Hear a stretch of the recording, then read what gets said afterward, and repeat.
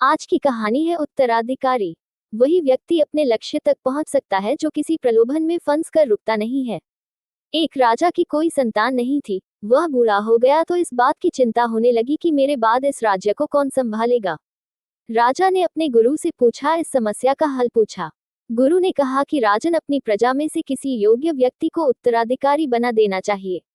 ये बात राजा को समझ आ गई। उसने अपने मंत्री से कहा कि प्रजा के बीच ये घोषणा करवा दे कि कल जो भी व्यक्ति सूर्यास्त से पहले मुझसे मिलने राजमहल तक आ जाएगा, उसे इस राज्य का उत्तराधिकारी घोषित किया जाएगा।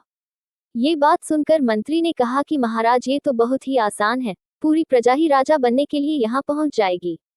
राजा ने कहा कि ऐसा नहीं होगा, मुझ तक सिर्फ योग्य व्यक्ति ही पहुँचेगा।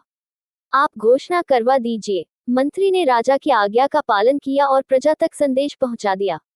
अगले दिन बड़ी संख्या में लोग उत्तराधिकारी बनने के लिए राजमहल की ओर निकल पड़े। महल के बाहर राजा ने एक बड़े मेले का आयोजन किया था।